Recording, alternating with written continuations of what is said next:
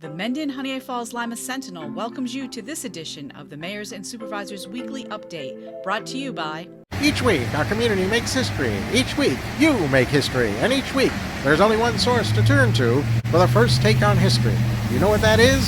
Subscribe to the Sentinel right now to discover the history being made in your own backyard. The Mendon-Honeoye Falls-Lima Sentinel. More than just your news, it's your history. Welcome, everyone, to this week's edition of the Mayors and Supervisors Update. I'm Chris Carosa, publisher of the Mendon-Honeoye Falls-Lima Sentinel. And each week, we bring you the goings-on in the towns and villages that we cover. This week, we'll be starting with Mike Falk in the town of Lima. Mike, what's Lima looking like? Hello, Chris. Thanks for hosting us again. Lima 250 is the first topic we're going to be talking about today. There has been a presidential decree that the 250th anniversary celebration will run from Memorial Day of 2025 through the 4th of July 2026. To facilitate that, the Be Well in Lima group has declared lead agency for all things 250th being celebrated here in Lima. If you are a Lima group, if you have an organization, if you have anything that is going to be doing anything for the 250th anniversary, please send a representative to the next Be Well in Lima meeting, which is on May 7th, 7 p.m. here at the town hall. Reminder that there are a bunch of 250s that are happening in 2025, starting with the 250th anniversary of the Army on June 14th. So lots going on, and we hope to get everybody's input so that we can build a very memorable 250th celebration. Next is not a great topic. So I received two different mailers the same day regarding mobile meth labs, which of course I did not know they existed, but apparently they're called shake and bakes or one pots. You can make meth in a soda bottle and transport it easily and all that stuff, very small batches, etc.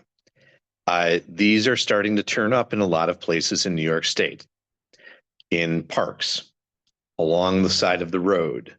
If you're out hiking in the woods, you might see them. If you happen to be out and about, you might find one. If you do, don't touch it. Back away, call the police. Now, why is that? Well, making meth, there is a ton of bad stuff in there, apparently, which may or may not include lithium batteries, cold medicine, lighter fluid, household drain opener, and all that stuff. And all the junk goes into the bottle, it gets sealed, they shake it and leave it to make the crystallized substance at the bottom. The garbage that's on top, and I'll put this here so that you can get a look at what it might look like. It pressurizes the bottle with phosgene gas. We used phosgene gas in World War I to kill people, as did the other side. That is why, if any of you have been watching Breaking Bad and reruns or whatever, everybody has to wear masks while they're making the meth. If you uncork the bottle, you are putting yourself in mortal danger. There's one more picture of bottles with hoses and tubes and things like that. This is a real problem. Let your kids know. Let them know not to touch anything. Let them know to alert an adult, to call the police. And again, if you're out wandering around and you find these things, call the police. This is especially a danger for our highway crews, because quite often these are hidden in ditches and stuff along the side of the road. When you're out mowing, you could release this stuff. Or if you happen to be out cutting the ditches back and all that other stuff, it's an issue. So be aware and be safe. Just a reminder that we will be having the Dingus Day celebration here the day after Easter, which is the 21st of April. Starts at 4 p.m. over at Fanatics with the walking parade around downtown Lima starting at 6. Wear red, and details can be had by getting a hold of Fanatics via their website. The Town and Village Cleanup Days are May 1st, 2nd, and 3rd. We will be doing an electronics collection as part of that. You need to get a permit from the town clerk. This is combined town and village, but the town clerk has handled the permits. We've got the big stack there. Permits are free if you are a town or village resident. You're limited to a pickup truck load, and they will give you a sheet that's got all the things permitted and all the things not permitted. So come on down to the town hall and grab your permit for that. Lastly, many of you have been watching our town historian do a fantastic job of bringing Lima's history to life. All the postings and all of the cool displays and all those things that Karen has done really have helped to enhance our experience here in Lima.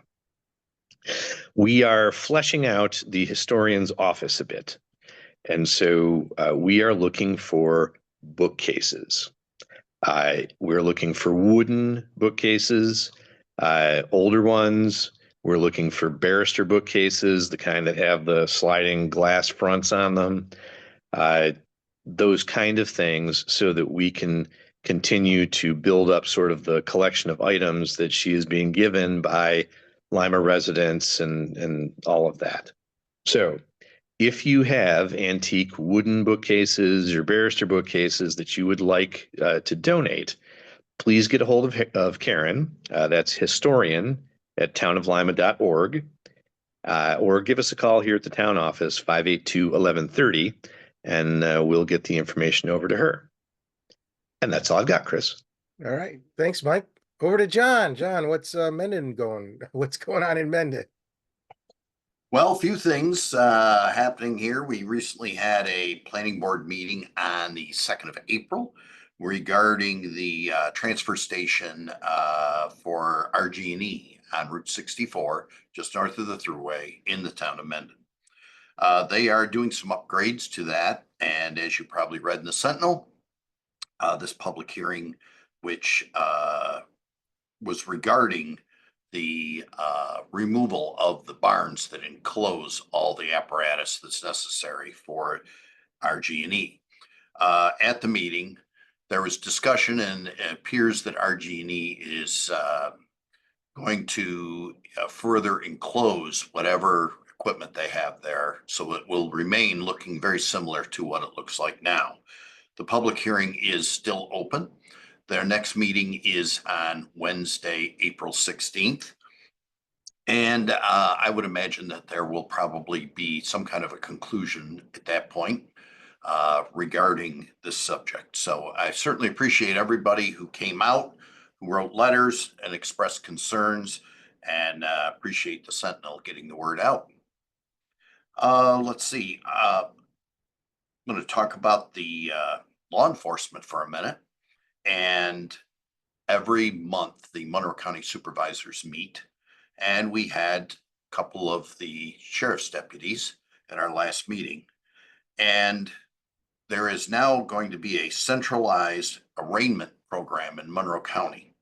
So previously, if there was arraignment in the town of Mendon, one of the town justices and the court clerk had to come to the town offices at possibly all kinds of hours in the middle of the night to do arraignments. Monroe County is centralizing those, so they will all be done downtown.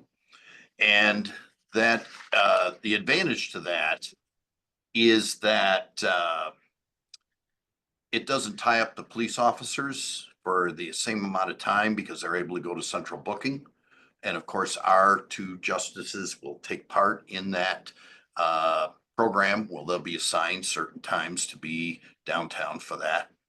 And the feeling is that it will expedite the process and make it easier for the outlying towns. Also, the sheriff's department is going to be putting cameras up. They're license plate readers. And in the fall of 2027, it's expected that there will be one in the hamlet of Mendon at the corner of Route 64 and 251. That is something that they will use for solving crimes, locating missing people. It will not be for radar or speed enforcement. Last thing with the court is that the village court has transferred all of its functions to the town of Mendon. So there will no longer be a village court. I'm sure Mayor Milne, I know he's spoken about this in the past. So one of the things that does is it is freeing up more funding for the court. Obviously, it would have to stay under the tax cap, but it does allow the town of Mendon some flexibility to stay under the tax cap. During my time, we've never gone beyond the tax cap with the town of Mendon, and most years our tax rate is flat. But it is an advantage going forward as costs increase for everyone.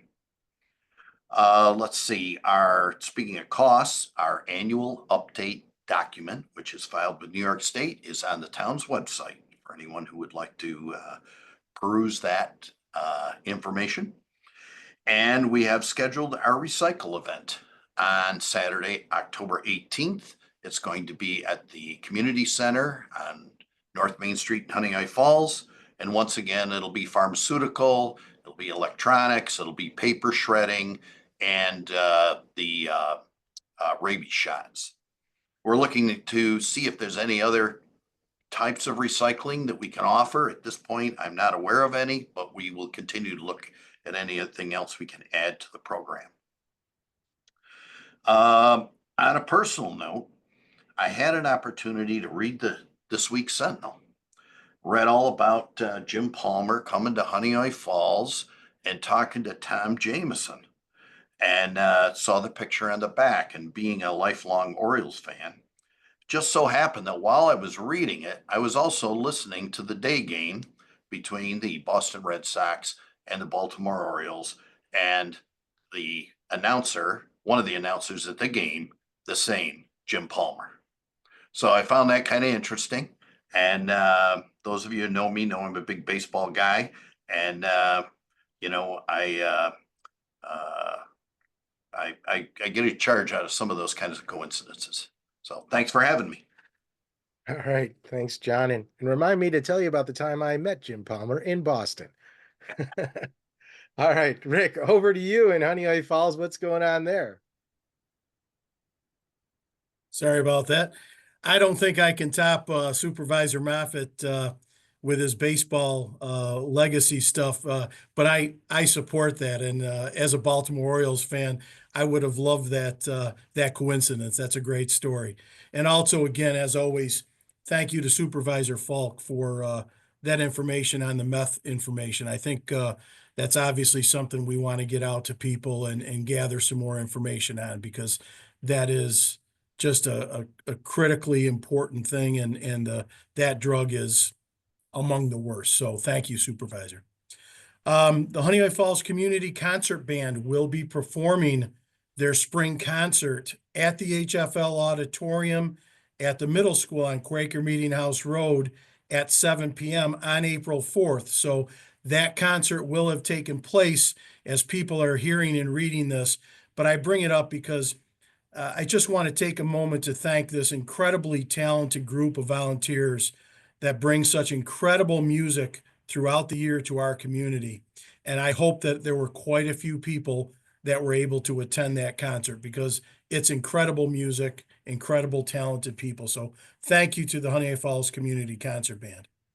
The Honeoye Falls Conservation Board and Village of Honeoye Falls will be hosting Environmental Day in conjunction with our Arbor Day and Earth Day awareness celebration.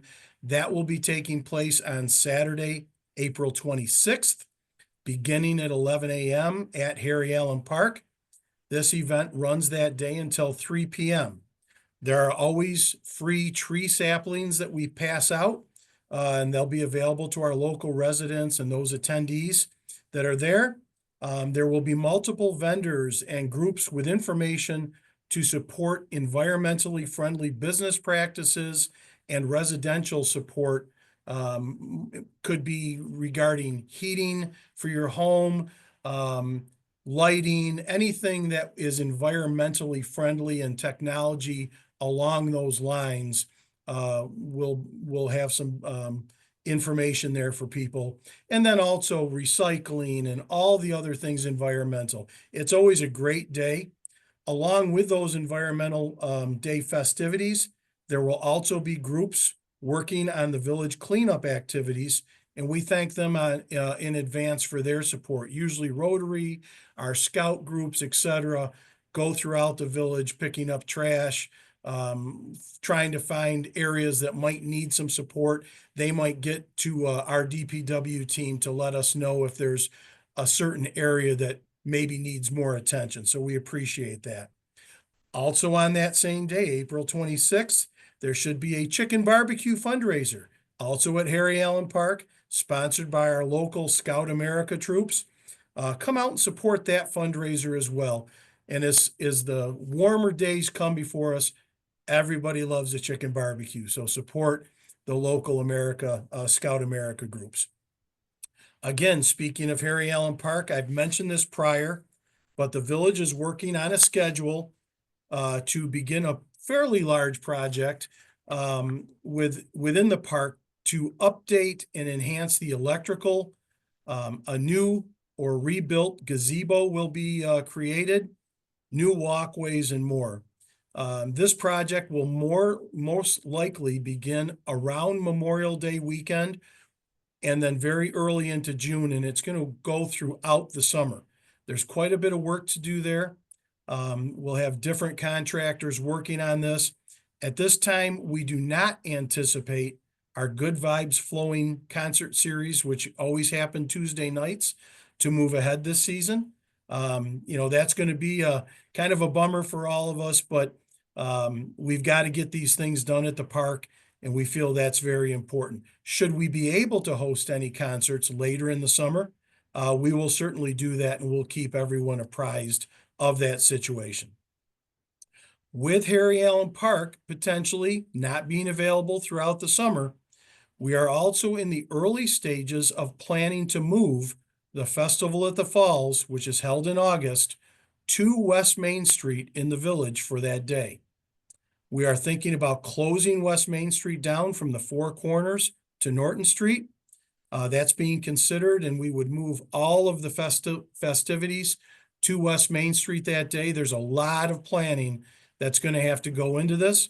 We're working with the County of Monroe on shutting down the roadway, certainly working with emergency services and the Monroe County Sheriffs and State Police, etc., to consider this. And then we'll also be working with all the local businesses on West Main Street, and certainly the town and our other municipal partners, so they're aware of what's going on. And we're hoping that this would be a great festivity for the village to keep the festival going, but also moving it to Main Street. And we've talked about this over the years, trying to grow the festival into a larger event that would take up one of our streets here in the village. So we're going to see how this goes. Again, this is only in the planning stages and discussion stages. We've got a lot of work to do, and I'll keep the community updated and our fellow municipal partners on if this is indeed going to move forward or not. I also want to thank the town of Mendon for their support as we have moved forward through this village court closure. This was something we decided to move forward, and the town has been extremely supportive. As the supervisor just said, this is going to be a positive benefit to them, at least this year on the tax cap. On the flip side, it's going to be a negative for the village. As a matter of fact, we've recently heard from the state comptroller, letting us know that this will negatively impact the village on the tax cap area to the tune of about $10,000. So we're going to have to be looking at that, but we'll work through that process. We still know and feel this is the right thing to do. Again, I appreciate the town support with us. And I just want to say quickly, special thanks to our village municipal judge, Sheldon Boyce, who has been in service for the village for a number of years. He's done a lot for the town, of course. And then Katie Schenkler, who has been the court clerk for a number of years as well. They've both been very supportive of this process and of this change, but we want to thank them publicly, and we'll do so again in the upcoming months. But we want to thank them for their support of the village and our community in general. So finally, I would like to say that as a reminder, and those who are hearing this presentation will hear this in time. Those who read it in the Sentinel, again, it will be passed.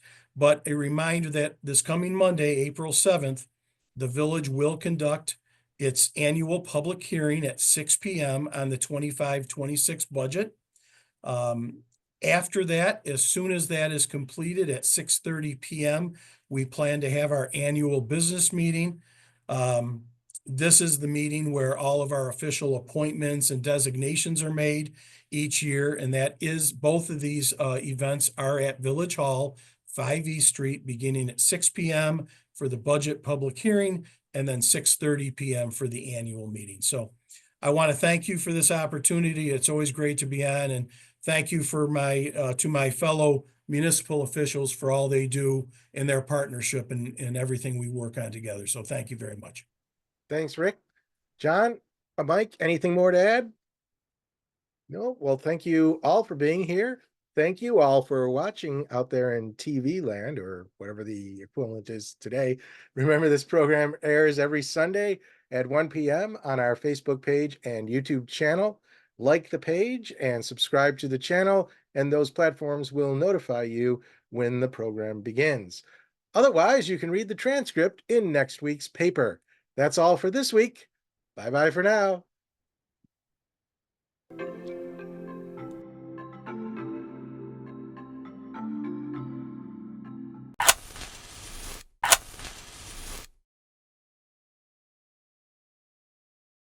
Imagine yourself communicating with a difference. Pan-Dimensional Solutions helps you do this. Whether live spectator events, taped broadcasts, or real-time audience-engaging programs, you can benefit immediately from the tools Pan-Dimensional Solutions will share with you. Do you want to make a difference? Contact us at pandimensional.com.